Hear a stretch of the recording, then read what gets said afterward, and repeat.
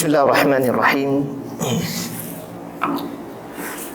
Assalamualaikum warahmatullahi wabarakatuh.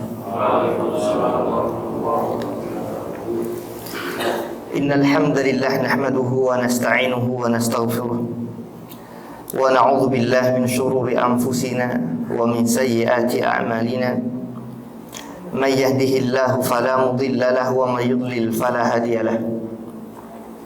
Wa ashhadu an la ilaha illallah wahdahu la syarika lah. Wa ashhadu anna Muhammadan 'abduhu wa rasuluh alladzi la nabiyya wa la rasula ba'dah.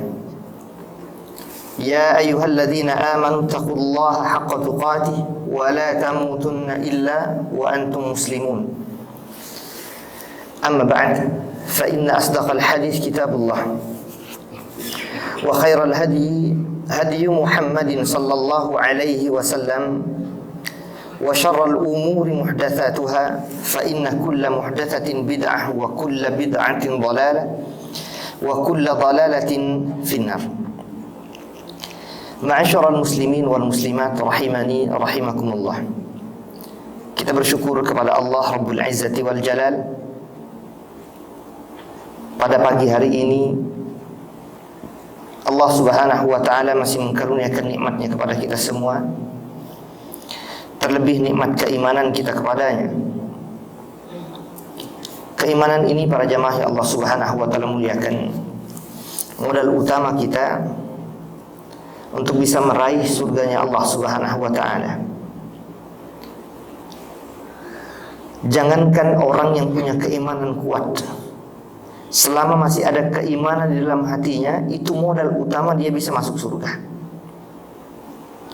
Karena nanti di hari akhir ada seorang manusia yang masih ada keimanan secercah, secuil, sedikit apapun, meskipun di awal-awalnya masuk neraka dulu. Setelah kemudian dibakar, gosong, hitam, legam, karena masih ada kalimat tauhid di dalam hatinya, masih ada secercah keimanan dalam hatinya, maka ia pun diangkat ke dalam surganya Allah subhanahu wa ta'ala. Tapi kita berharap enggak ingin lemah dalam keimanan. Kita berharap keimanan kita terus kuat, kokoh dan tegar di dalam hati sanubari kita semua, yang terucapkan melalui lisan kita dan terejawantahkan melalui sikap dan perbuatan kita sehari-hari, berupa amal dan ibadah kita kepada Allah subhanahu wa ta'ala. Itulah iman. Al-qaul bil lisan, al-i'tiqad al-jazim bil qalb, wal qaul bil lisan, wal amal bil arkan. Keimanan itu adalah sesuatu yang tertanam di dalam hati dan sanubari seorang manusia, kemudian terucapkan melalui lisannya dan terrealisasikan melalui amal perbuatan yang dilakukan oleh anggota badannya. Semoga kedatangan kita di masjid ini untuk beribadah kepada Allah subhanahu wa ta'ala berupa sholat subuh berjamaah plus dengan menghadiri majlis ilmu, majlis ta'lim ini, bagian dari bentuk keimanan kita kepada Allah subhanahu wa ta'ala sebagaimana dicontohkan oleh generasi salaf masa lalu. Dan semoga Allah subhanahu wa ta'ala mematikan kita, mewafatkan kita dalam keadaan tunduk dan patuh serta pasrah kepada peraturan-peraturan yang sudah Allah subhanahu wa ta'ala tetapkan untuk kita. Amin ya rabbal alamin.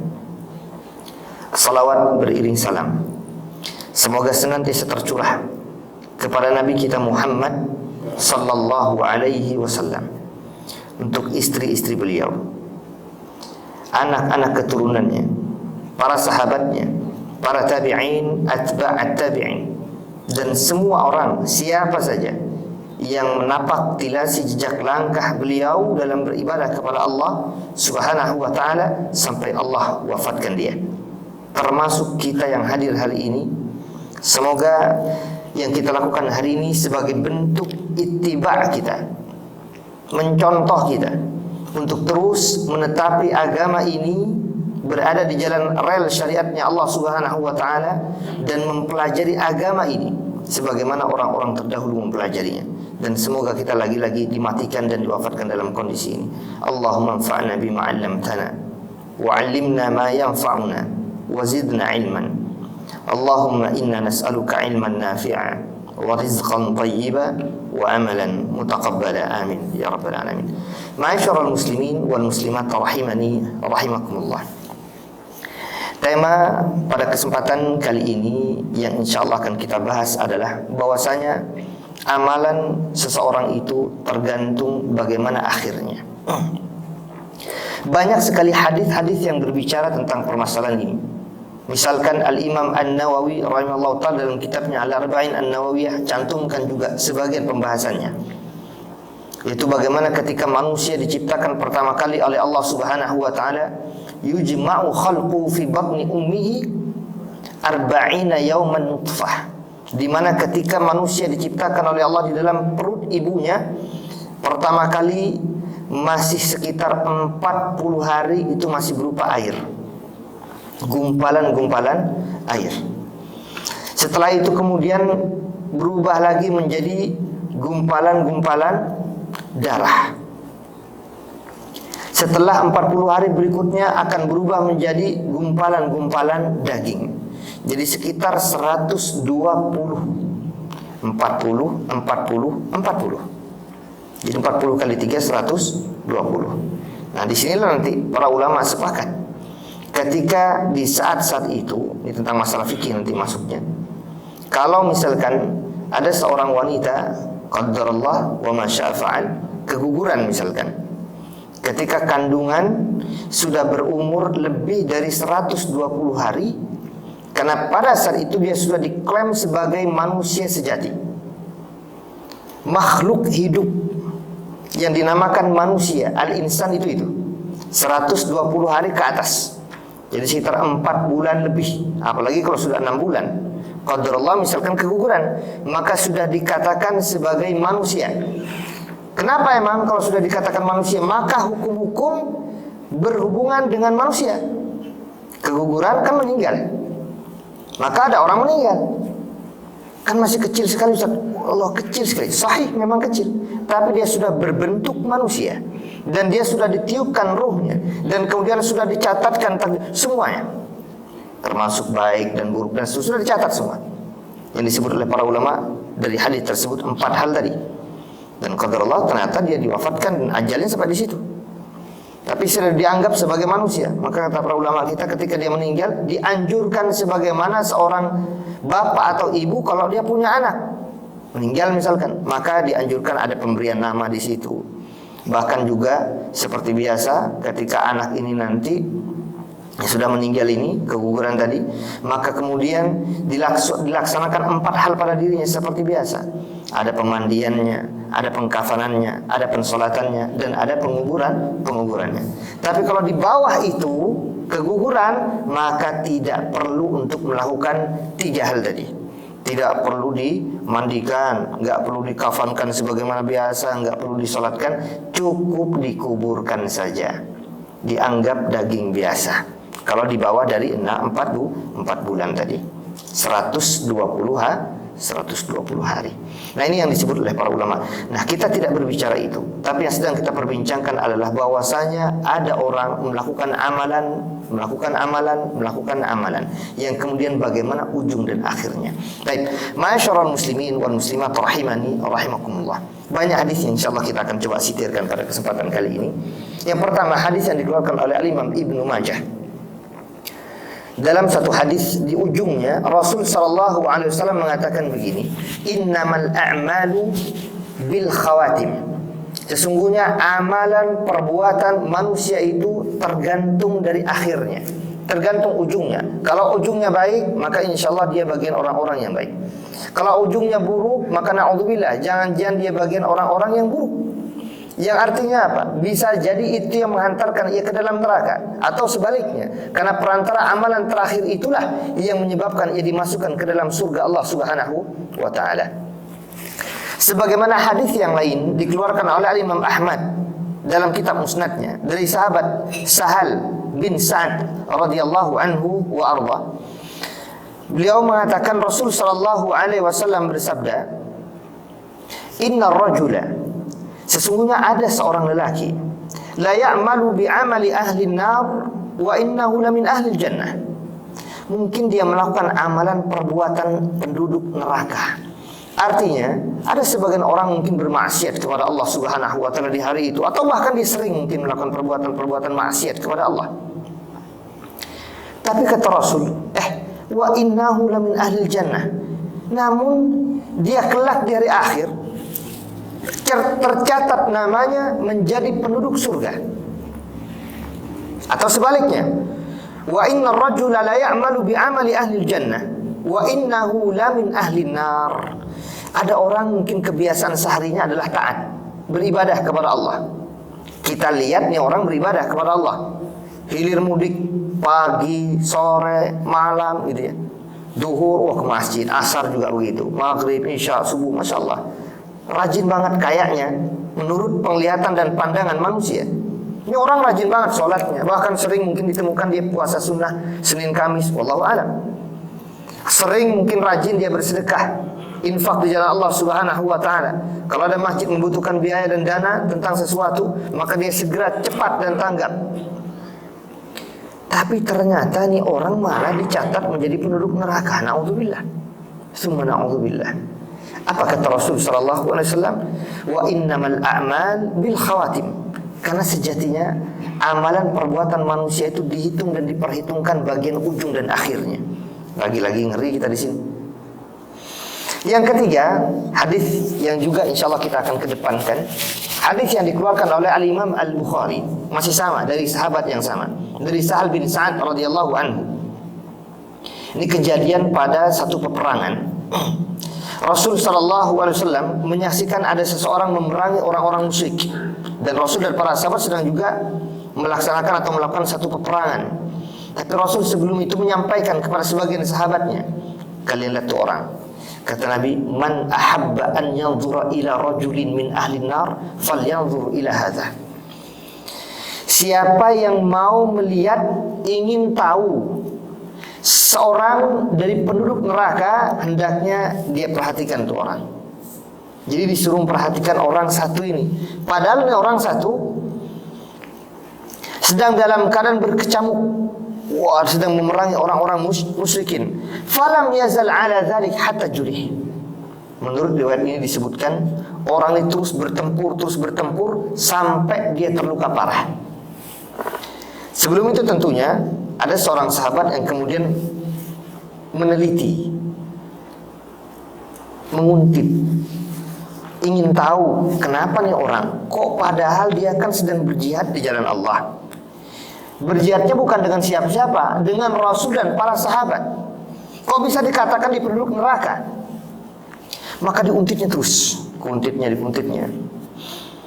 Tiba-tiba kata sahabat yang meriwayatkan hadis ini, orang tersebut ketika ia terluka parah, ista'jalal maut, dia segera meminta untuk dimatikan. Artinya apa? Sudah enggak sabar dengan penderitaan yang dia rasakan, sakit ketika terluka. Ya namanya orang terluka sakit, di medan perang terluka sakit lah dia, luka-luka kanan kiri depan belakang, bercucuran darah, menetes darah, sakit dirasakan. Ista'jalan maut, dia nggak sabar, dia minta segera mati, cuma nggak mati-mati, itu masalahnya. Lantas apa yang dia lakukan? Maka ternyata orang ini setelah dilihat oleh sahabat yang tadi, faqala bidhubabati sayfihi fawada'ahu baina thadiyaihi, dia mengambil sebilah pedang pisau tadi, ditusukkannya, fatahamala alaihi hatta kharaja min baini katifaihi. Kata perawi hadis ini, itu orang menikamkan, menghunjamkan sebilah pedang atau sebilah pisau ke dadanya dan dia tusukkan sendiri karena sudah enggak sabar, ingin segera mati. Padahal inginnya mati syahid di jalan Allah. Masalahnya nggak mati-mati dia, merasakan sakit berkepanjangan, dia tusukkan sendiri. Nah, para jamaah Allah Subhanahu wa taala muliakan, ini pun juga menjadi dalil nanti terlarang dan haramnya orang bunuh apa? Bunuh diri. Sebagaimana pandangan sebagian orang hari ini yang memperkenankan dan memperbolehkan, sudah dibantah oleh sekian banyak para ulama. Antum bayangkan, ini orang berjihad di jalan Allah. Musuhnya jelas orang-orang musyrik. Perhatikan ini, musuhnya jelas orang musyrik. Kedua, dia sedang berjihad bersama para sahabat. Kalau kita kan bukan siapa-siapa hari ini. Ini bersama para sahabat, bahkan ada Rasul di tengah-tengahnya. Tapi lantaran satu perkara ini, pertama ditutup akhirnya bukan dengan kebaikan. Yang kedua, ini orang mati konyol, bukan mati syahid. Kenapa? Ia mati bunuh diri. Nah, kita lihat sebagaimana kemarin kejadian di mana? Yang nggak lama di sini ya, Cianjur. Kok Cianjur? Bandung, maksudnya. Cianjur itu gempa. Bandung. Bagaimana kemudian dia bisa meledakkan dirinya sendiri? Konon ternyata katanya pakai bom panci lah, apalah, saya nggak paham namanya. Allahu a'lam, karena saya bukan perakit bom jadi nggak paham itu. Dia meledakkan dirinya. Musuhnya siapa? Masya Allah. Bukan orang musyrik, bukan orang-orang non muslim, bukan di medan perang, bukan di medan jihad, dalam kondisi dan status aman dan stabil. Musuhnya nggak ada siapa-siapa. Kok bisa meledakkan dirinya? Sejatinya yang kayak gini udah sepakat sebenarnya. Tidak ada perbedaan di kalangan para ulama akan kesesatan orang semacam ini. Udah sepakat, nggak ada perbedaan. Udah pasti sesat, udah pasti nggak benar. Nggak ada ceritanya, oh kayaknya bisa jadi dia mati syahid. Nggak mungkin. Udah jelas nggak mungkin. Karena banyak bertentangan dengan dalil-dalil dan nas-nas hadis Rasul Sallallahu Alaihi Wasallam. Jangankan itu, yang di medan jihad saja begini bentuknya. Apalagi yang nggak di medan jihad. Jadi kita ingin sampaikan, pertama, di luar medan jihad jelas mereka yang mati dalam kondisi begini bukan mati syahid, mati konyol. Dan kelak di hari akhir, na'udzubillah, mengerikan, Pak.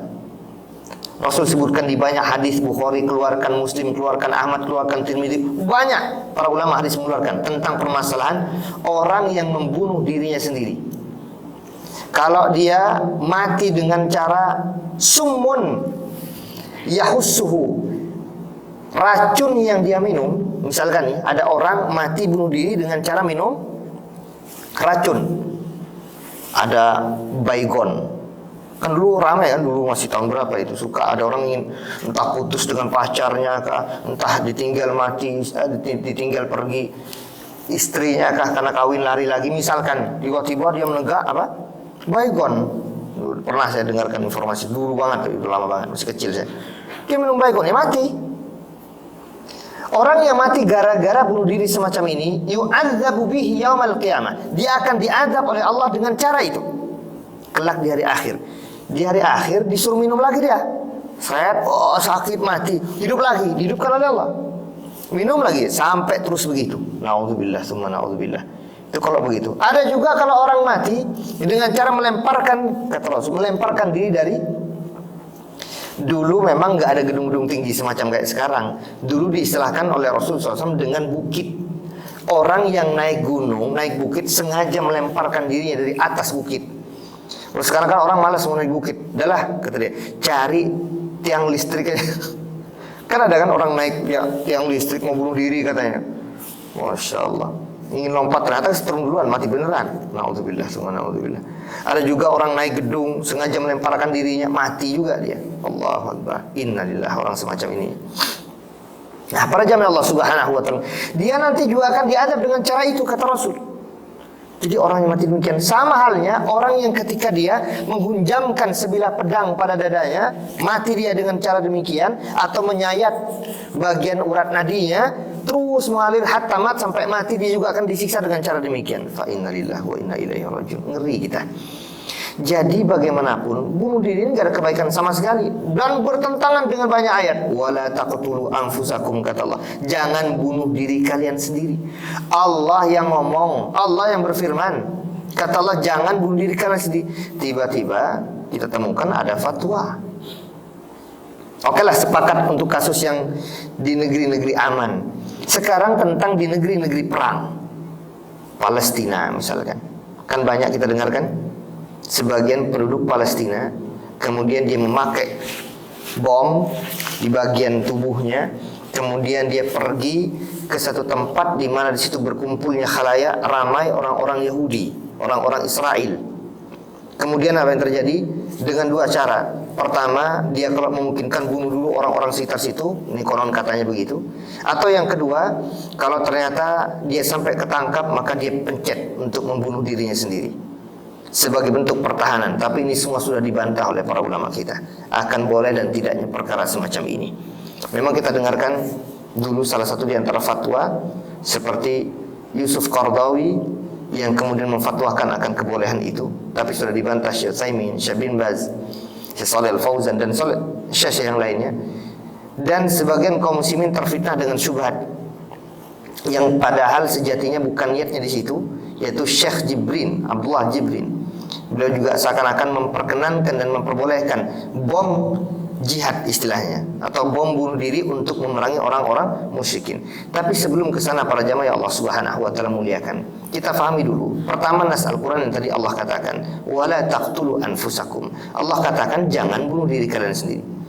Kalau membunuh itu bunuh orang lain, bukan bunuh diri sendiri. Siapa yang dibunuh? Ya orang-orang kafir, dengan syarat mereka yang memerangi agama, yang mengeluarkan kalian dari negeri-negeri kalian. Nah, itu dia yang diperangi, bukan membunuh diri sendiri. Jadi yang tepat kalau mau, sebagaimana pandangan sebagian sahabat di masa lalu, di mana kalau kita lihat ada kejadian perang Yamamah. Seorang sahabat ini kemudian beliau meminta sebagian sahabat yang lain, karena ini Musailamah al-Kadzdzab sedang terkepung. Dan di satu benteng nggak bisa dimasukin kaum muslimin, nggak bisa dimasukin, nggak bisa ditundukkan. Itu Musailamah yang mengaku diri sebagai nabi itu nggak bisa ditaklukkan karena di dalam benteng. Nggak ada cara kecuali satu, kalau ada yang membuka pintunya kaum muslimin bisa masuk, baru bisa ditaklukkan tuh musuh. Sehingga dia kemudian meminta kepada sahabat, lemparkan saya ke dalam benteng. Jadi diangkat naik, lemparkan. Ini yang menjadi dalil oleh sebagian orang bolehnya bom bunuh diri. Masya Allah. Karena kata mereka apa? Tuh kan, dia masuk ke kerumunan orang-orang kafirin, maka di sana sangat mungkin dia mati di situ. Tapi dia tetap menceburkan dirinya untuk masuk ke dalam sana. Tapi nyatanya mati nggak dia? Nggak mati. Coba baca riwayat itu. Andaikan dia mati pun itu nanti masih ihtimal, kata para ulama kita. Ihtimal itu maknanya kemungkinan. Kemungkinan hidup, kemungkinan mati. Ada kemungkinan. Maka berdalil dengan ihtimal, kemungkinan saqatal istidlal. Berdalil dengan sesuatu kemungkinan nggak bisa dijadikan patokan. Namanya mungkin. Mungkin iya, mungkin enggak. Mungkin mati, mungkin tidak. Nggak bisa dijadikan patokan. Kalau bisa dijadikan patokan itu sesuatu yang pasti. Kalau orang misalkan membom dirinya sendiri, otomatis hancur berantakan badannya. Gimana ceritanya nggak mati? Otomatis mati itu. Nah, ini yang dilarang oleh Allah Subhanahu wa taala untuk membunuh secara langsung dirinya sendiri. Dan ini bertentangan dengan ayat tadi kita katakan dan hadis-hadis yang banyak. Karenanya bagaimanapun berbicara masalah bom bunuh diri dimanapun dia atau melakukan pembunuhan terhadap diri sendiri tidak pernah dibenarkan dalam syariat Islam. Meskipun dalil-dalil banyak dibawakan. Contoh, antum lihat nanti pendalilan mereka ini sebagai bentuk syubhat yang harus kita bantah di sini. Harus kita berikan pandangannya yang benar. Misalkan antum kalau baca tafsir para ulama tentang surah Al-Buruj. Surah apa? Al-Buruj. Di surah Al-Buruj itu nanti disebutkan tentang bukan ashabul kahfi, ashabul ukhdud. Tahu ceritanya, Pak? Bagaimana orang-orang satu kampung, anggap satu kampung gitu, satu tempat, satu wilayah masuk agama tauhid semua, berakidah Islam semua, kalau bahasa kita gitu sekarang. Gara-gara apa? Gara-gara seorang pemuda. Seorang pemuda ini dia belajar dua, belajar akidah tauhid yang benar dengan seorang yang sudah tua renta, dan yang kedua dia juga belajar sihir. Ini panjang cerita hadis, ini panjang banget. Maka memang nggak mungkin saya sebut satu-satu. Tapi sebagai intinya saja. Kenapa kok bisa dijadikan landasan dalil oleh sebagian orang untuk membolehkan bom bunuh diri dengan dalil ini? Kata mereka, tuh lihat anak muda, dia meminta kepada raja tersebut untuk membunuh dirinya. Antum kalau mau tahu lengkapnya silakan baca di hadis-hadis atau cari tafsir itu. Panjang banget pembahasan. Tapi saya ngambil intinya. Kata mereka, karena pemuda ini dia minta untuk membunuh dirinya sendiri. Coba lihat, kan kasusnya dia mau dibunuh oleh sang raja nggak bisa-bisa. Dibawa ke laut untuk diceburkan, ditenggelamkan. Kalau dia tidak menarik kembali kalimatnya berakidah tauhid, kan dia berakidah tauhid sudah. berakidah yang benar. Ini jauh sebelum masa Islam datang. Sebelum Islam datang jauh orang-orang dahulu. Tiba-tiba dia mengatakan, tidak, saya enggak menarik kalimat saya. Saya tetap bertauhid kepada Allah Subhanahu wa taala. Saya hanya menyembah Allah, beribadahnya pada Allah, yang lain bukan Tuhan. Akhirnya berusaha untuk diceburkan. Ternyata perahu karam, semua pasukan raja mati, tinggal dia doang yang hidup. Terserah Allah cara Allah menghidupkan dia, menyelamatkan dia dari satu musibah semacam ini. Dia kembali kepada raja, nggak mati juga nih orang, malah pasukannya yang pada mati. Maka dia bawa pasukan lain lagi untuk kemudian membunuh nih anak muda, dibawa ke atas gunung. Sampaikan kepadanya kalau dia menarik kalimatnya, jangan, selamatkan dia, ambil lagi kata raja. Tapi kalau enggak, terjunkan, jatuhkan dari atas gunung. Ternyata gunungnya apa? Bergetar. Yang terjadi apa? Semua pasukan sang raja mati semua, tapi dia doang masih hidup. Terus itu kejadian nggak bisa mati-mati. Akhirnya kata anak muda ini, wahai raja, kalau kau ingin membunuhku, gampang. Pertama, kumpulkan semua manusia di satu tempat yang tinggi, yang kalau kau berucap mereka semua bisa mendengar. Ini satu alasannya. Yang kedua, kau ambil nanti panah yang di busurku, yang ada di dalam tempat panahku ini, kemudian kau panahkan kepadaku. Ketiga, harus syaratnya kau ucapkan Bismi Rabbi hadzal gulam. Itu syaratnya. Kalau enggak kau ucapkan, enggak bisa kau membunuhku. Nah, kata mereka apa? Berarti boleh membunuh diri sendiri. Itu lihat, Masya Allah. Tunggu, kalau yang masih sedikit pemahaman agamanya khawatir terkena juga syubhat ini. Oh, berarti boleh ini kita membunuh diri sendiri. Allahu Akbar. Kesalahan fatal dalam beragama dengan cara demikian, Pak. Ngambil dalil serampangan, difahami serampangan, akhirnya terjadilah yang terjadi. Coba lihat apa yang dilakukan oleh pemuda tadi. Dia memerintahkan 3 hal tadi.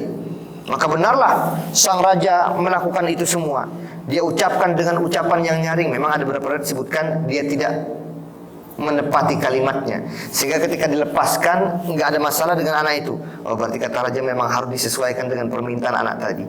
Semua orang dikumpulkan, kemudian dia ucapkan dengan ucapan lantang, diambil anak panah itu dan kemudian dipanahkan dengan ucapan Bismi Rabbi hadzal gulam dengan lantang, dengan menyebut nama Tuhan anak muda ini. Kalimatnya begitu. Kalau bahasa kita sekarang, Bismillah. Ini bagian tauhid kepada Allah Subhanahu wa taala. Jadi untuk melakukan segala sesuatu, Allah Subhanahu wa taala yang akan izinkan untuk terjadinya sesuatu. Maka ketika dilemparkan, benar mengenai bagian pelipisnya dan mati anak muda itu. Nah, kata orang-orang yang punya syubhat ini tuh kan, berarti boleh membunuh diri sendiri. Sudah dibantah semua Pak oleh para ulama. Pertama, ini kan syariat orang terdahulu. Ini jelas nih. Antum pahami baik-baik. Syariat orang terdahulu itu masuk dalam pembahasan usulul fiqh. Ada dalam kitab-kitab usul dibahas. Enggak semua syariat orang terdahulu akan otomatis menjadi syariat kaum muslimin. Pahami baik-baik dulu. Kalau toh misalkan dibolehkan, dibenarkan mereka untuk bunuh diri sendiri, karena di zaman Nabi Musa boleh enggak orang bunuh diri? Bukan hanya boleh, Allah perintahkan kepada umat Nabi Musa yang ketika mereka pernah menjadikan bittikhadhikumul ijl, kata Allah, karena kalian telah menjadikan apa? Anak sapi menjadi sesembahan setelah ditinggalkan oleh Nabi Musa sekitar 40 hari. Mereka malah menyembah bukan Allah di situ. Sehingga Allah perintahkan bunuh diri kalian sendiri. Itu lihat syariat orang dahulu. Kalau ingin bertaubat kepada Allah, ini banyak Pak pembahasan ini. Antum lihat nanti di Al-Quran Karim ketika Allah mengatakan tentang ungkapan Nabi Musa. Wa idz qala Musa liqaumi ya qaumi innakum zalamtum anfusakum bittikhadhikumul ijla fatubu ila barikum faqtulu anfusakum dzalikum khairakum inda barikum fataba alaikum innahu tawwabur rahim, kata Allah. Ingatlah ketika Nabi Musa alaihissalam berkata-kata, mengucapkan kepada kaumnya, wahai kaumku, kalian telah melakukan perbuatan dosa besar, menzalimi diri kalian sendiri dengan menjadikan anak sapi sebagai sesembahan. Maka bertaubatlah kalian kepada Allah dan bunuh diri kalian sendiri. Bayangkan itu. Itu syariat orang dahulu. Emang kita sekarang kalau mau bertobat bunuh diri? Jawab. Kita kalau mau taubat sekarang mau ikuti syariat Nabi Musa, mau bunuh diri Pak. Oh, saya dulu pernah makan harta riba, saya mau bunuh diri. Masya Allah, mau harakiri, mau gaya orang-orang Jepang. Ketika terjadi perang dunia kedua, nggak mau. Itu semua bukan cara Islam. Contoh kayak tadi kasusnya kata mereka, kalau sampai ditangkap oleh orang Yahudi khawatir disiksa, mendingan bunuh diri. Itu juga alasannya. Jadi dia akan meledakkan diri sendiri, itu pandangannya. Ketangkap nggak ingin disiksa oleh orang Yahudi, maka dia bunuh diri sendiri daripada disiksa mereka. Allahu Akbar. Pemahaman-pemahaman semacam apa ini? Sebagaimana orang-orang Jepang, ketimbang mereka dibunuh oleh orang lain, lebih baik bunuh diri sendiri dengan istilah. Itu bukan dari Islam. Allah. Jadi kita agak bingung kadang dengan kondisi ya, masyarakat sebagian orang yang terkena syubhat-syubhat semacam ini. Yang kita tentu sayangkan adalah orang-orang yang paham tentang agama, memberikan fatwa-fatwa yang sesat dan menyesatkan.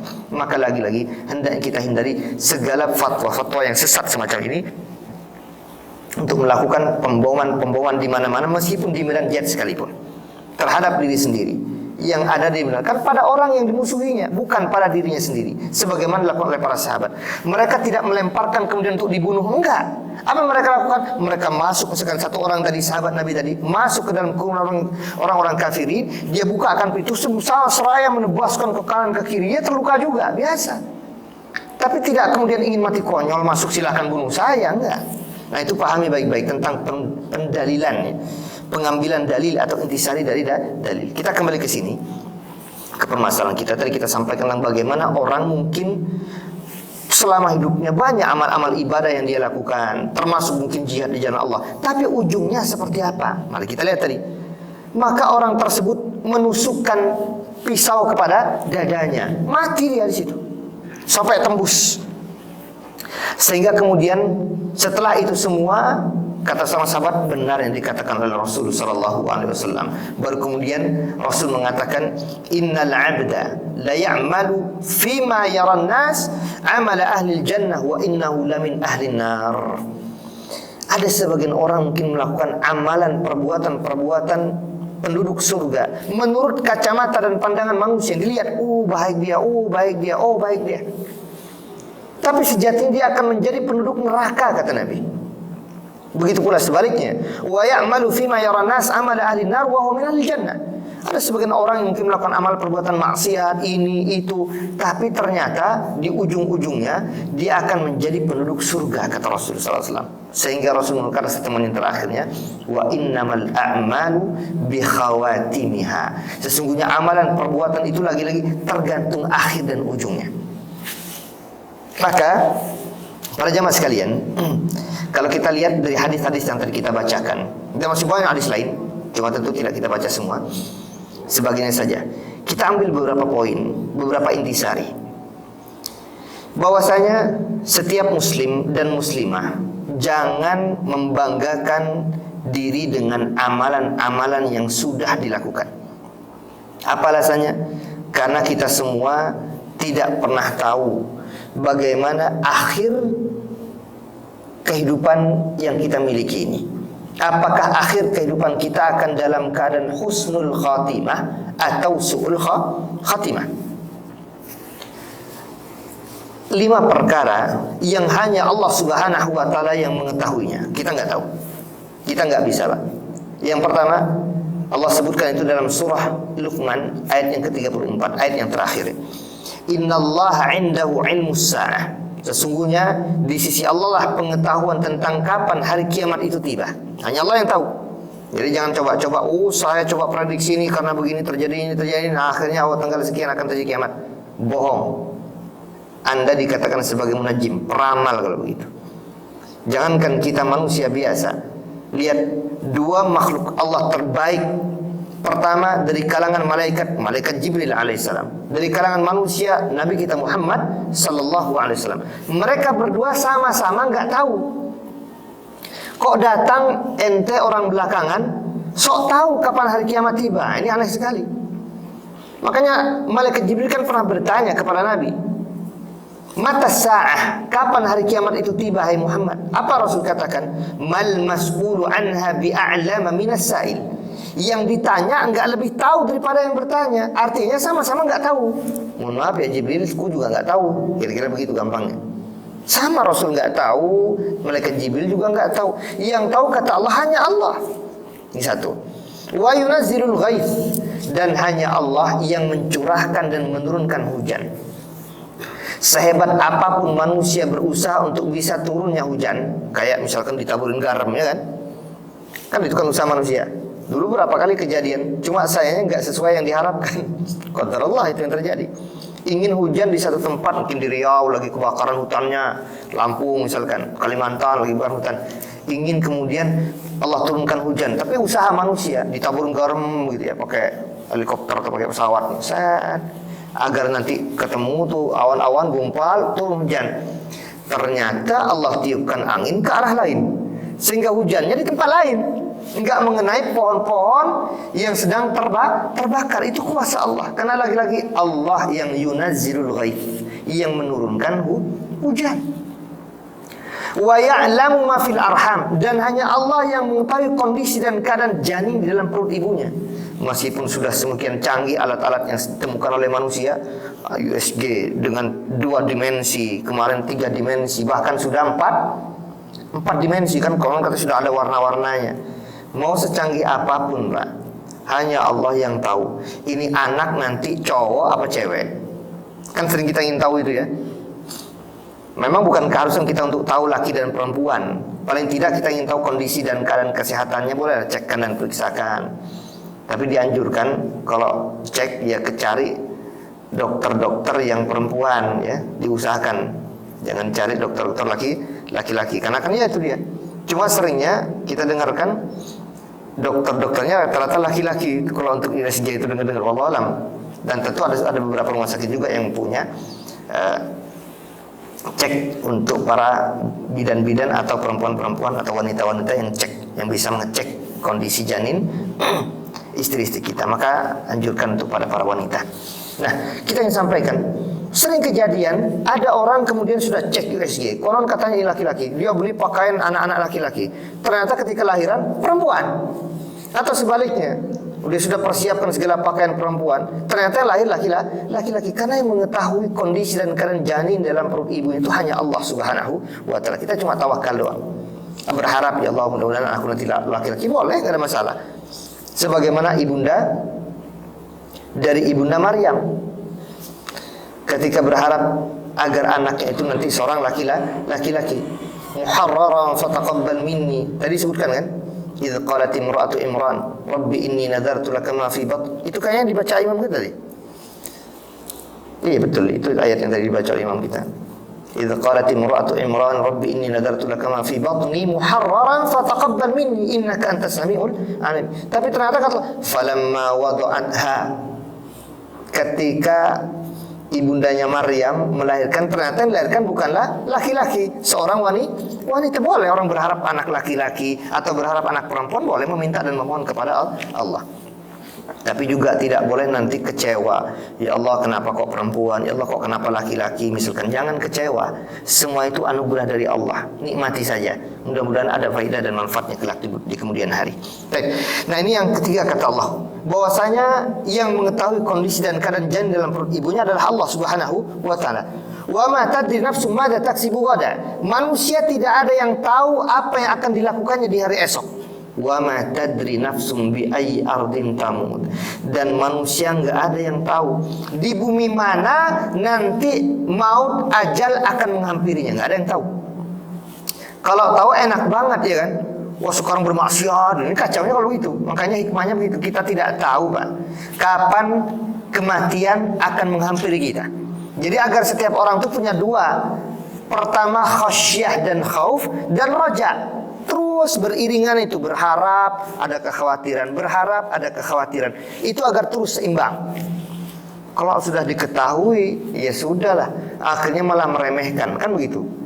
Ada yang mungkin, ada dua kemungkinan. Kalau dia tahu bahwa dirinya akan masuk neraka, misalkan ya, maka bisa jadi dia akan tambah konyol. Ah, saya udah pasti dicap neraka oleh Tuhan, ya sudah deh, saya akan semakin bermaksiat aja, semakin melakukan kezaliman, semua orang yang lewat kubunuhi semua, misalkan. Kayaknya kita tidak ketahui. Atau sebaliknya, kalau kita seakan-akan sudah menjadi penduduk surga dan kita tahu misalkan, Masya Allah, apa yang terjadi? Maka dia akan meremehkan ibadah. Ah, sudah pasti masuk surga, santai aja lah, nggak usah beribadah kepada Allah. Kacau semua nih. Makanya alhamdulillah kita tidak dikasih tahu oleh Allah Subhanahu wa ta'ala, dirahasiakan siapa yang akan masuk surga, siapa akan masuk neraka, agar semua manusia terus berharap kepada Allah. dan ada rasa takutnya kepada Allah Subhanahu wa taala, sehingga nanti seiring ini bagus, balance, seimbang ya. Nah, karenanya kita kembali ke tadi, yang ini kita tidak tahu sama sekali. Karena ketidaktahuan kita inilah bahwasanya hendaknya kita terus semangat dalam beribadah kepada Allah Subhanahu wa taala agar mati kita nanti mati husnul khatimah.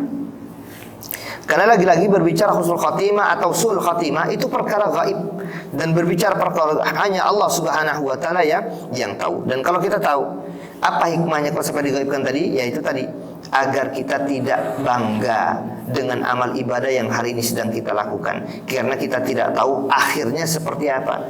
Maka menarik, dulu ada seorang yang namanya Hafiz bin Humaid rahimahullah ta'ala bertanya kepada seorang tabi'in, Abdullah ibn Mubarak. Dia mengatakan, wahai Abdullah ibn Mubarak, ra'aitu rajulan qatala rajulan. Aku pernah melihat orang membunuh orang lain. Dia katakan begitu. Aku pernah melihat orang lain membunuh orang. Kemudian fawaqa'a fi nafsi anni afdal minhu. Terbersit di benakku, aku ini tentu jauh lebih baik daripada orang yang bunuh itu. Dia melakukan pembunuhan, aku pasti lebih baik daripada orang itu. Dia menganggap dirinya jauh lebih baik daripada orang yang bermaksiat kepada Allah Subhanahu wa taala tersebut.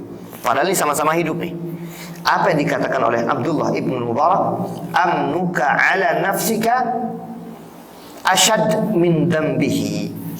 Kau merasa aman terhadap dirimu sendiri, seakan-akan kau akan menjadi penduduk surga, kau orang yang baik, kau orang yang saleh. Menganggap dirinya dengan cara demikian, merasa bangga dengan apa yang sedang dilakukan hari ini, yang sudah diraihnya dari semua amal perbuatan ibadah kepada Allah.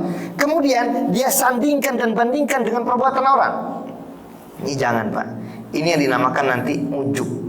Enggak beda kita dengan setan. Khawatir enggak beda kita dengan iblis. Tahu iblis ya? Iblis itu dulu enggak takabur begitu aja, enggak. Belum muncul tuh takabur. Sebelum muncul yang namanya ujub. Makanya gini, kata para ulama, ujub itu kalau sudah muncul hati-hati. Dia akan naik ke atasnya lagi takabur. Sebelum takabur ujub dulu. Ujub itu apa? Merasa bangga, merasa hebat, merasa wah, merasa dulu nih. Sebelum banding-bandingkan nanti dengan orang dan menghina orang. Ketika sudah naik lagi, menghina orang, merendahkan orang, itu sudah masuk takabur nanti. Dan dosa takabur itu bagian dosa yang paling besar. Tentu masih di bawah dosa syirik memang, tapi tetap dia dianggap sebagai dosa-dosa besar. Dan itu di antara dosa pertama yang dilakukan oleh iblis. Aba wastakbara wa kana minal kafirin. Kata Allah itu setan. Setan itu nanti dari dua golongan memang, minal jinnati wan nas. Tapi kalau sudah iblis itu maksudnya dari jin. Karena ada pandangan ulama tafsir yang mengatakan iblis itu berasal dari malaikat. Tapi Allah katakan dalam surah Al-Kahfi, kana minal jin fa fasaqa an amri rabbih. Enggak. Iblis itu dari bangsa jin, cuma dia bermaksiat kepada Allah. Apa maksiat dia? Itu tadi, aba wastakbar, enggan menuruti perintah Allah untuk sujud kepada Adam alaihissalam dan merasa sombong. Apa kesombongannya? Dia mengatakan, khalaqtani min nar wa khalaqtahu min tin. Kau ciptakan aku dari api, sementara kau ciptakan Adam dari tanah. Unsur api lebih utama daripada unsur tanah. Enggak masuk akal orang yang sudah sepuh, orang yang sudah senior, kemudian suruh tunduk dan sujud hormat kepada yang junior. Nah, ini namanya senioritas. Dan ternyata senioritas ini diikutin oleh manusia. Antum lihat, perguruan-perguruan tinggi, sekolah-sekolah, sampai pesantren-pesantren, senioritas itu diutamakan. Maksudnya teman apa? Pijitin dong. Masya Allah. Kan terjadi kan? Coba lihat sekolah-sekolah. Bahkan kalau ada anak baru masuk, coba, ya Allah, dibui, disakiti karena baru masuk, karena merasa saya senior, ente junior. Ini dari zaman Adam ternyata begitu. Karena iblis merasa dia senior, nggak pantas ya Allah, masa senior tunduk sama junior, nggak masuk akal. Dia bilang hati-hati. Padahal kita cuma diperintah tunduk aja sama Allah, selesai. Cuma kan ya ini semua ada hikmahnya. Bisa jadi kalau ternyata nggak ada ini, mungkin kita nggak ciptakan hari ini. Tapi alhamdulillah itu ada dan terjadi, dan kemudian adalah kita hari ini. Nah, para jamaah Allah Subhanahu wa taala, hati-hati dengan ujub ini. Dia merasa bangga karena iblis dulu pernah merasa bangga dengan perbuatan dia. Apa kebanggaan dia selain pada kalimat yang tadi disampaikan itu?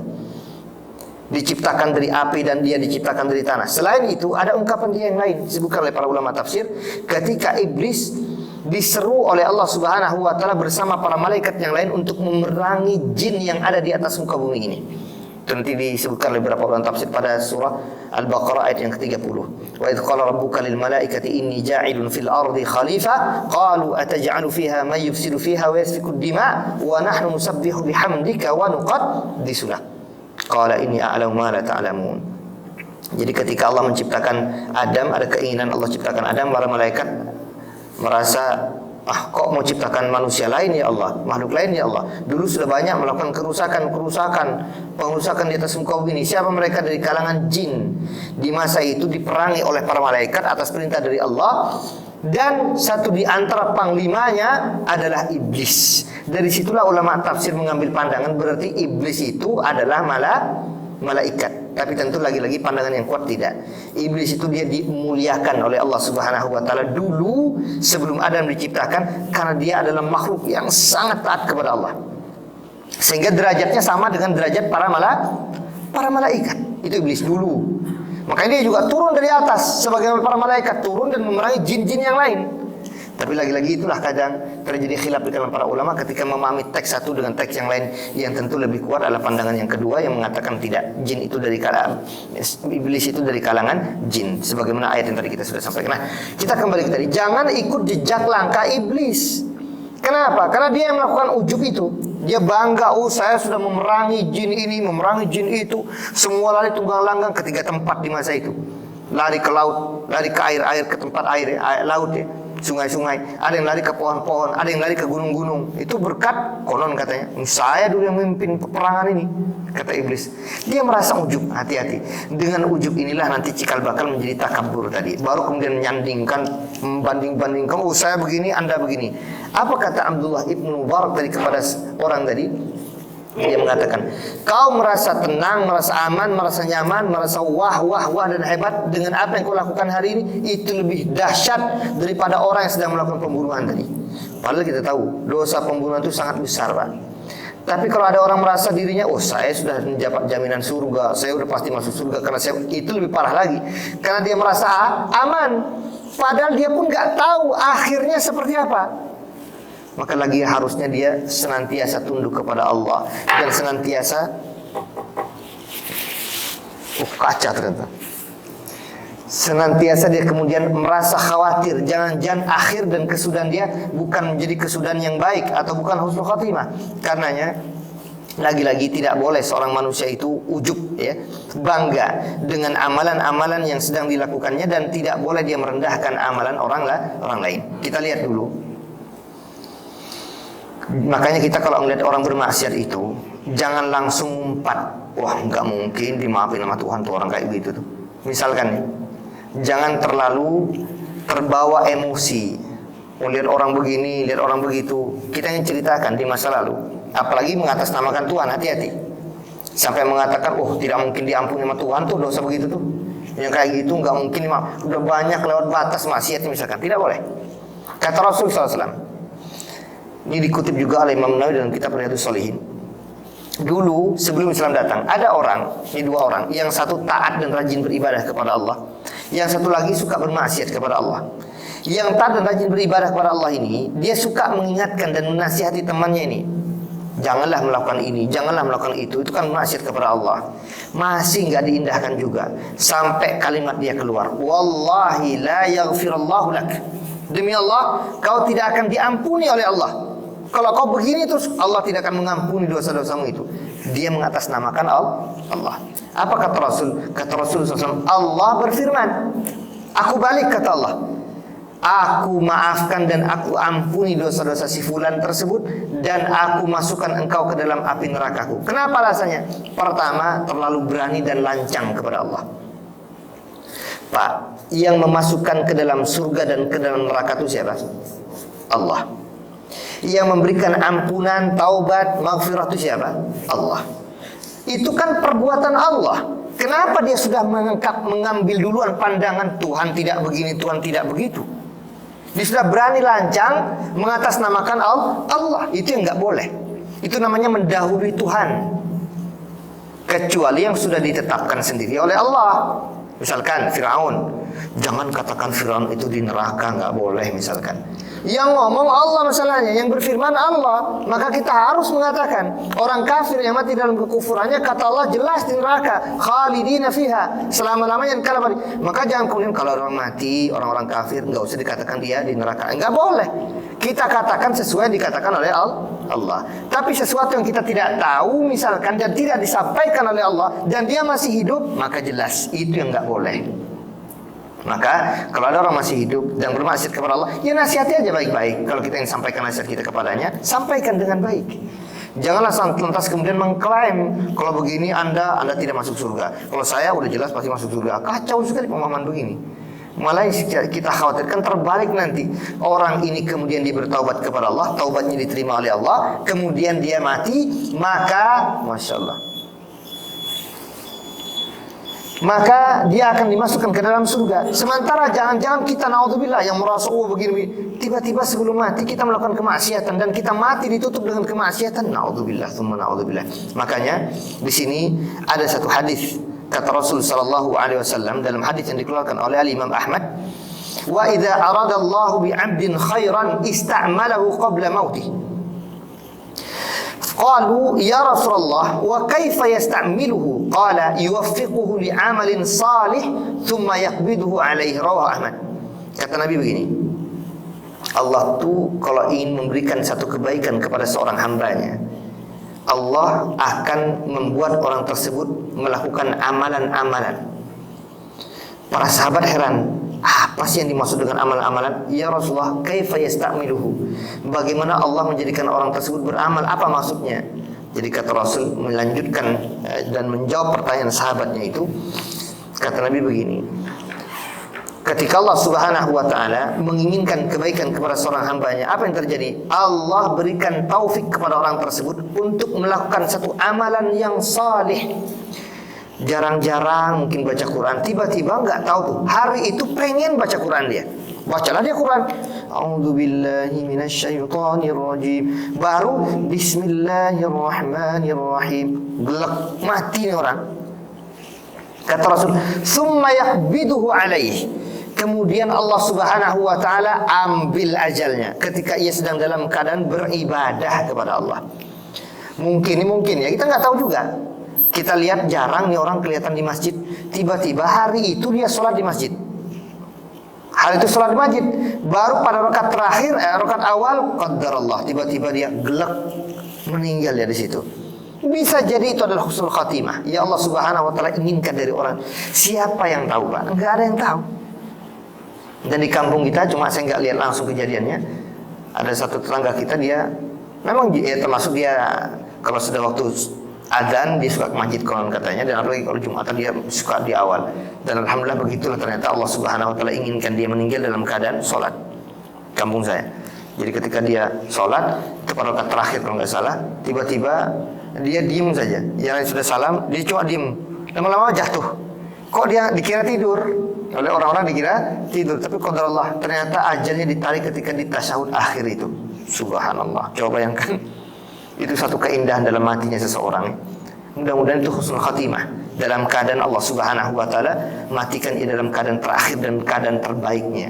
Salat itu amalan terbaik. Makanya tidak boleh kemudian kita langsung, ini orang kan suka melakukan kebid'ahan, misalkan dia melakukan, terserah Allah, Pak. Terserah Allah. Betul, kita hindari semua perbuatan maksiat kepada Allah Subhanahu wa taala. Tapi tidak boleh klaim orang mati dalam keadaan masuk api neraka, nggak boleh. Karena ujungnya kita nggak tahu. Lagi-lagi ujungnya kita nggak tahu. Termasuk kita hari ini. Nggak boleh kemudian merasa, saya selama ini sunnah terus. Tapi ujung-ujungnya siapa yang tahu? Tiba-tiba malah melakukan kebid'ahan nanti. Naudzubillah. Malah pro terhadap orang yang melakukan hal semacam itu. Naudzubillah, semua naudzubillah. Makanya di sini lagi-lagi hati seorang manusia itu kadang dia bisa condong ke kanan, bisa condong ke kiri, dan kita terus meminta kepada Allah agar hati kita terus tetap berada di atas agama Allah.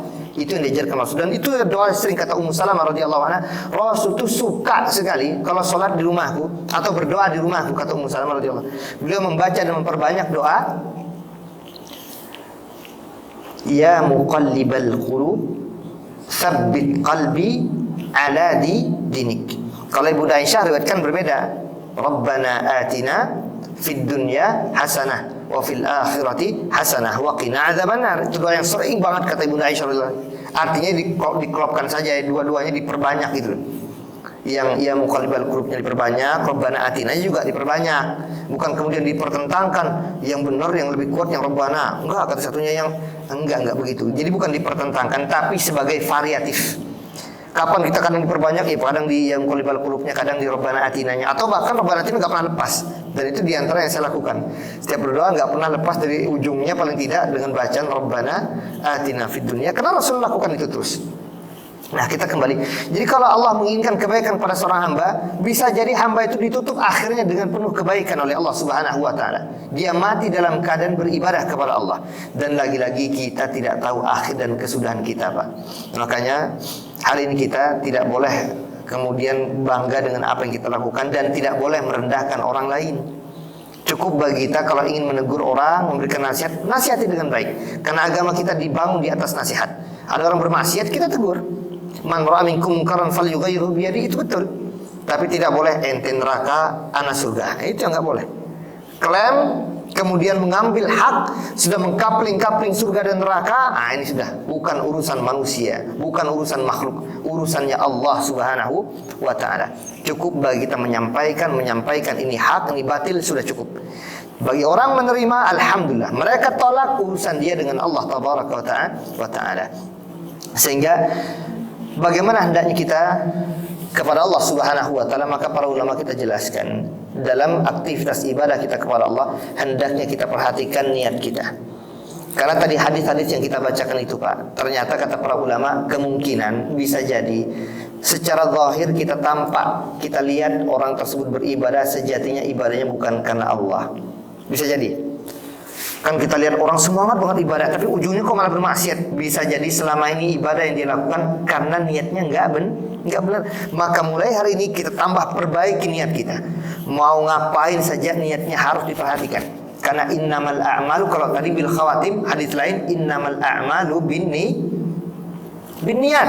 Segala amal perbuatan ibadah itu tergantung niatnya. Oh, ternyata jangan-jangan selama ini orang yang semacam itu salah niatnya dia. Maka kita jangan sampai salah niat agar tidak jatuh sebagaimana orang-orang yang tadi kita sudah jelaskan. Melakukan amalan kebaikan di ujungnya malah ditutup dengan keburukan. Melakukan kebaikan malah di ujung ditutup dengan keburukan. Nah, kita perbaiki niat kita karena Allah Subhanahu wa taala, karena bagaimanapun amalan seseorang itu tergantung dari niatnya. Antum lihat sedikit sebelum kita tutup dan kita akhiri. Pada masa Rasul sallallahu alaihi wasallam, dulu ada sebagian sahabat yang terfitnah pada kejadian perang Uhud. Ini para sahabat, antum nggak kebayang. Fitnah, ujian hati, ujian materi, ujian harta, ujian dunia, itu besar. Pada kejadian perang Uhud, Rasul dan para sahabat, kata Rasul, kalian ini sekitar 50 orang jangan turun dari bukit Rumat, bukit pemanah. Jadi sebagian para pemanah ulung dan handal diletakkan dan diposisikan Rasul di bagian paling atas. Agar apa? Nanti orang-orang musyrikin Mekah misalkan ingin menyerang Rasul dan para sahabatnya bisa dipanahi dari atas, sehingga nggak bisa-bisa. Dan itu yang terjadi benar. Dulu kan orang-orang kafir waktu itu dipimpin oleh Khalid bin Al-Walid radhiyallahu anhu tentunya. Tapi dulu sebelumnya masih dalam keadaan kafir. Ini manusia memang Masya Allah yang satu ini, sahabat Nabi yang satu ini, dia orang yang paling dahsyat strategi perangnya. Dari masa kafirnya sampai Islamnya, kalau perang nggak pernah kalah. Dari kafirnya loh, kok bisa? Itu dia waktu kafir. Di perang Uhud Rasul kan kalah dan para sahabat, meskipun kekalahan Nabi sejatinya gara-gara sebagian sahabat tadi. Lalu Rasul sudah menempatkan strategi, udah benar tuh. Khalid pun tahu, susah nih kalau kita di bawah begini. Sehingga ketika terjadi fitnah Khalid seakan-akan membawa pasukannya ke belakang turun, dianggap sudah lari tunggang langgang orang kafir. Maka para sahabat yang sekitar 50 orang itu menganggap sudah menang kita peperangan. Orang-orang kafir meninggalkan harta-hartanya di medan perang. Maka itu sudah menjadi harta rampasan. Turunlah sekitar 40-an orang. Allahu Akbar. Itu fitnahnya. Khalid langsung ketahuan. Nah, ini dia terkena fitnah dunia. Nah, tidak ingin saya sampaikan, bukan sejarah ini yang ingin saya sampaikan, tapi saya ingin sampaikan sebagian sahabat pun kata Abdullah ibnu Mas'ud radhiyallahu anhu, "Ma kuntu adzunnu fi ashabi Rasulillah sallallahu alaihi wasallam ahadan." Aku tidak pernah mengira kalau sampai ada satu saja di antara sekian banyak para sahabat Rasul sallallahu alaihi wasallam yuridu dunya, yang menginginkan harta dunia, hatta qala Allahu ma qala, sampai aku dengarkan Allah Subhanahu wa taala firmankan dalam Al-Qur'anul Karim, yaitu surah Ali Imran ayat 152. Itu di antara cerita perang Uhud. Surah Ali Imran ayat 152. Tapi ingat, ini yang kita tidak boleh juga lancang kepada sebagian sahabat yang mungkin pernah bermaksiat kepada Allah dan Rasulnya, karena Allah jelaskan pada ayat itu, Allah Subhanahu wa taala sudah memberikan ampunan dan maafnya kepada para sahabat Rasul sallallahu alaihi wasallam. Antum lihat nanti surah Ali Imran 152 di mana Allah menjelaskan, wa asaitum min ba'di ma arakum ma tuhibbun minkum may yuridu dunya wa minkum may yuridul akhirah thumma sarafakum anhum liyabtaliyakum wa laqad afa ankum wallahu dzu fadlin azim. Kata Allah Subhanahu wa taala bahwasanya kalian bermaksiat kepada Allah dan Rasulnya di antara apa tidak taat tadi. Setelah kalian menyaksikan sesuatu yang kalian inginkan, yaitu berupa harta, kan wajarlah manusia ternyata ada juga waktu peperangan itu berharap dapatkan harta rampasan. Bukan hanya ingin jihad bersama Nabi, tapi juga ada keinginan duniawi. Itu maksudnya tadi. Jadi hati-hati kita jangan sampai niat ini dipalingkan. Tadi sudah berusaha niat karena Allah, tiba-tiba ada niat karena duniawinya. Ini dihilangkan dulu. Sebagaimana sebagian sahabat pernah jatuh dalam kasus ini, dan Allah jelaskan dalam ayat ini. Setelah kalian inginkan apa yang kalian inginkan tersebut, dan kemudian kata Allah, minkum may yuridu dunya, di antara kalian ada yang menginginkan duniawi. Itu lihat, ini sebagian sahabat, orang yang hidup bersama Nabi secara langsung, itu terjadi pada masalah niat. Apalagi kita yang jauh masnya dengan Nabi, maka lebih otomatis lebih condong niatnya pada dunia daripada karena Allah. Maka hati-hati dalam semua aktivitas ibadah, jangan sampai urusan dunia yang kemudian diprioritaskan, tapi hendaknya kita urusan agama untuk dan karena Allah Subhanahu wa taala semata. Saya kira ini dulu pembahasan kita, enggak bisa kita lanjutkan secara detail seluruhnya. Tapi mudah-mudahan ma la yudraku kulluhu la yutraku julluhu, atau la yutraku kulluhu, itu satu kaidah fikih ya. Sesuatu yang tidak bisa didapatkan semua, paling tidak semuanya ditinggalkan. Ada sebagian yang kita bisa ambil, serpihan-serpihan pemahaman ini. Dan terakhir, para jemaah Allah Subhanahu wa taala muliakan, hendaknya kita memperbanyak doa yang tadi kita sampaikan, ya muqallibal qulub tsabbit qalbi ala dinik, atau Allahumma a'inni ala dzikrika wa syukrika wa husni ibadatik. Kita memohon terus kepada Allah itu. Diajarkan kita untuk membaca itu bahkan ketika sholat, di akhir sholat sebelum salam, Allahumma a'inni ala dzikrika wa syukrika wa husni ibadatik. Ya Allah, tolong aku untuk senantiasa mengingatmu, satu. Yang kedua, senantiasa bersyukur akan nikmat yang kau berikan kepadaku. Dan yang ketiga, agar senantiasa taat dan beribadah kepadamu dengan sebaik-baiknya ibadah, sehingga mudah-mudahan kita matikan dengan mati husnul khatimah. Amin ya rabbal alamin. Sallallahu ala nabiyina Muhammad wa ala alihi wa sahbihi wasallam. Silakan jika ada yang ingin didiskusikan dan ingin ditanyakan atau ingin diperjelas kembali pembahasan kita pada kesempatan kali ini.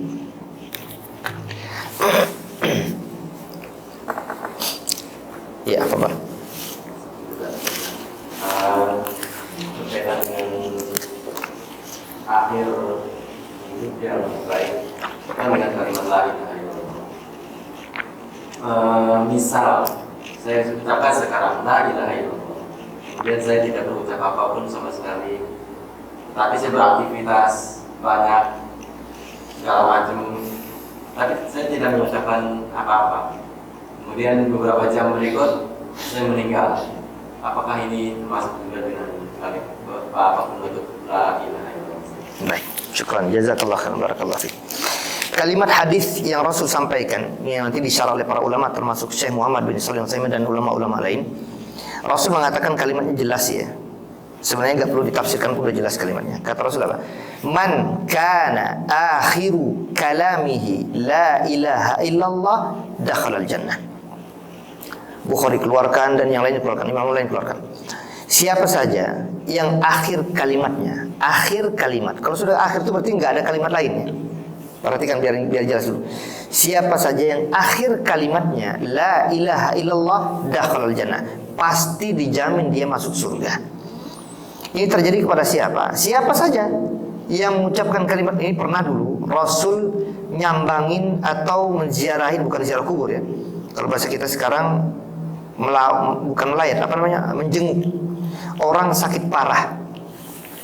Ada dua riwayat yang sangat masyhur. Pertama, Rasul menjenguk pamannya Abu Thalib.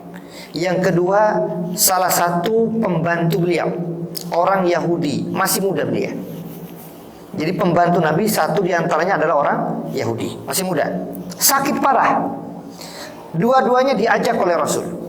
Pamannya diajak, qul ya am la ilaha illallah ashhadu laka biha indallah. Ucapkan kalimat la ilallah wahai paman, aku akan jadi saksi di hadapan Allah kelak bahwa engkau mengucapkan kalimat la ilaha illallah di akhir hayatmu. Oke, ini pamannya. Begitu pula anak Yahudi itu. Anak Yahudi, pemuda, ya gulam, qul la ilaha illallah. Katakanlah dan ucapkanlah la ilaha illallah. Pamannya tadi, Abu Thalib tadi, ketika diajak untuk mengucapkan ini, ternyata Abu Jahal gak mau ketinggalan. Kata Abu Jahal, ya Aba Talib, atarghabu an millati Abdul Muttalib? Apa kau sudah benci, udah nggak suka dengan agama nenek moyangmu? Abdul Muttalib itu kan bapakmu. Bapakmu agamamu ya begini, nggak usah ikut-ikutan ajaran Nabi Muhammad. Kira-kira begitu kalimatnya, ini bahasa saya. Akhirnya Abu Thalib nggak mengikrarkan kalimat la ilaha illallah sampai akhir hayatnya, sehingga matinya mati kafir, mati musyrik. Abu Thalib paman Nabi mati dalam keadaan kafir. Ittifaq para ulama, nggak ada perbedaan. Mati dalam keadaan kafir karena tidak mengucapkan la ilaha illallah. Adapun orang Yahudi tadi, anak muda Yahudi tadi, pembantu Nabi tadi, orang Yahudi, berarti bukan muslim, memang bukan muslim. Bapaknya Yahudi, dianya juga Yahudi. Dan dari sini kata para ulama boleh menjadikan orang non muslim sebagai pembantu kita, boleh, nggak ada masalah. Bawaan kita boleh. Atasan kita yang bukan dalam artian untuk pengaruh yang besar boleh. Tapi untuk dalam kasus-kasus kepemimpinan secara khusus, nah ini akan mengatur kehidupan manusia, maka tidak, bertentangan dengan ayat-ayat lain nanti. Kita kembali itu. Jadi di sini Rasul mengajak anak Yahudi tadi, tapi anak Yahudi itu nggak langsung mengikuti ungkapan Nabi untuk mengucapkan la ilaha illallah. Dia masih lihat dulu kepada bapaknya. Tapi apa kata bapaknya tiba-tiba? Ati' Abul Qasim. Kau patuhi apa yang dikatakan bapaknya si Qasim. Siapa dia? Rasul sallallahu alaihi wasallam. Karena gelar beliau, kunyah beliau Abul Qasim. Anak pertama beliau adalah Al-Qasim dari ibunda Khadijah radhiyallahu anha wa ardaha. Maka anak muda itu mengucapkan la ilaha illallah Muhammad Rasulullah. Rasul tidak berselang lama mati anak muda ini. Rasul keluar dari rumah tersebut kemudian mengucapkan alhamdulillahilladzi najjahu minan nar. Segala puji bagi Allah yang telah menyelamatkan anak muda tadi dari jilatan api neraka Allah Subhanahu wa taala. Dari sini maka kemudian istimbat, ambil intisari kalau para ulama, siapa saja yang akhir kalimat dan ucapannya la ilaha illallah, akhirnya ya, bukan mau kemana, itu bukan la ilaha illallah berarti sudah, ya aku mau ke pasar, itu sudah bukan la ilaha illallah. Misalkan nih, dia mengucapkan la ilaha illallah, tiba-tiba diajak sama temannya, yuk kita ke pasar sebentar yuk. Oke ayo. Nah, oke ayo ini bukan la ilaha illallah.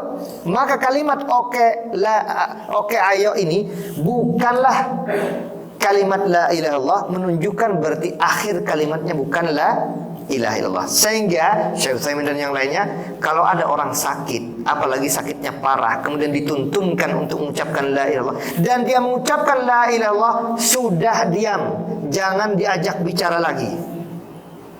Misalkan kalau Allah ada bapak kita sakit, ibu kita sakit, kita ajarkan Pak, ucapkan la ilaha illallah. Kata bapaknya, la ilaha illallah. Dah, diam. Atau bahkan tinggalkan. Jangan biarkan dia berbicara yang lain dulu. Itu ungkapan para ulama kita menunjukkan agar benar-benar kalimat la ilaha illallah itulah kalimat terakhir dia. Kecuali kalau tiba-tiba sembuh, ya alhamdulillah, beda pembahasan ya kan. Ini kan kalau kita misalkan temukan sakitnya sakit parah, sudah kayak nggak bisa ngomong lagi, tapi terbata-bata dan seterusnya, maka segera ajarkan kalimat terakhir, la ilaha illallah. Laqinu mautakum la ilaha illallah.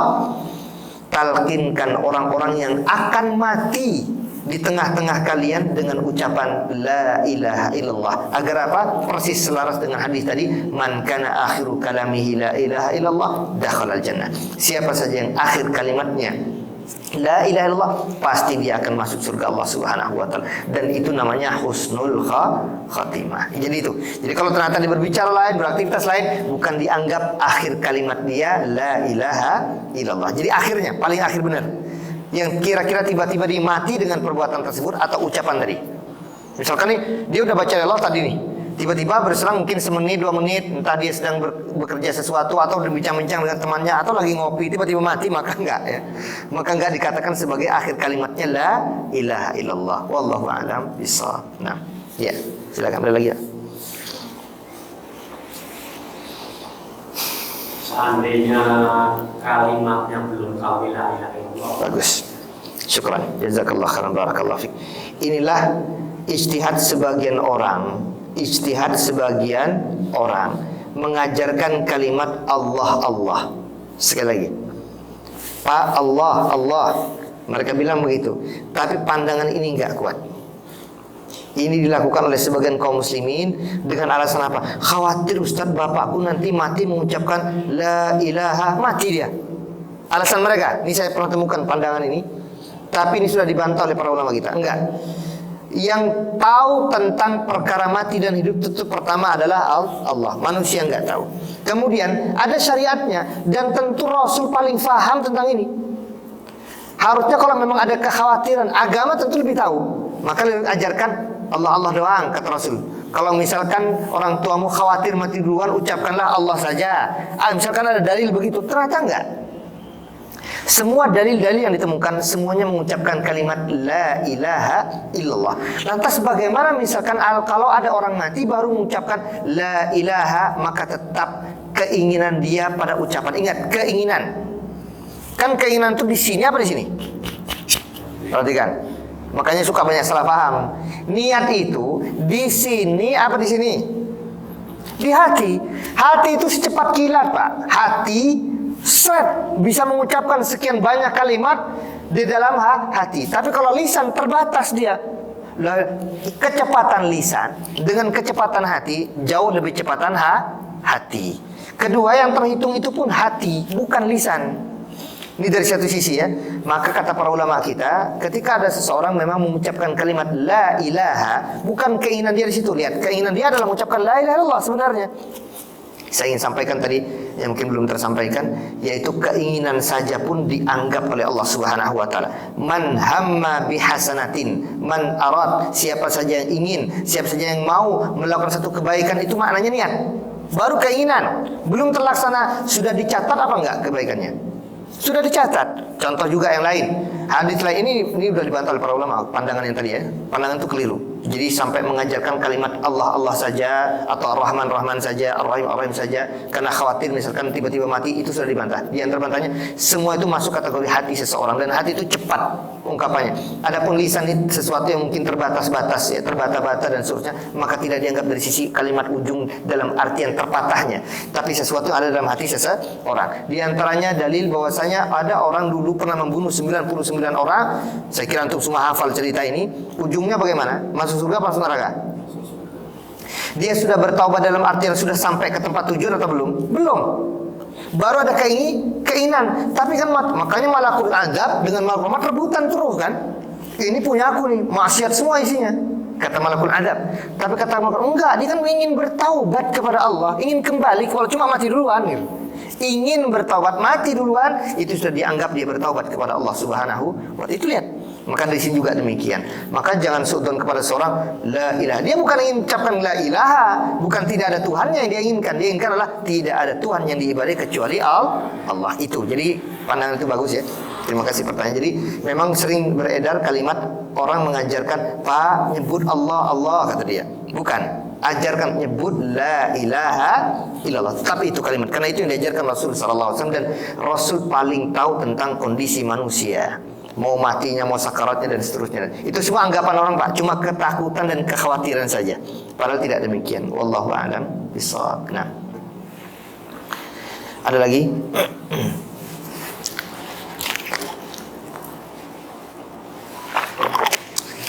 Lebih-lebih dengan dalil itu juga nanti mengucapkan hu dan seterusnya. Itu masya Allah zikir-zikir yang tidak diajarkan Rasulullah Sallallahu Alaihi Wasallam. Tapi kita sudah dan kita akhir kalau tidak ada.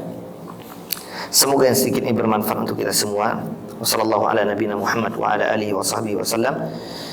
Allahumma inna nas'aluka ilman nafi'a wa rizqan tayyiba wa amalan mutaqabbala. Amin ya rabbal alamin. Subhanakallahumma wa bihamdika asyhadu an la ilaha illa anta astaghfiruka wa atubu ilaik. Assalamualaikum warahmatullahi wabarakatuh.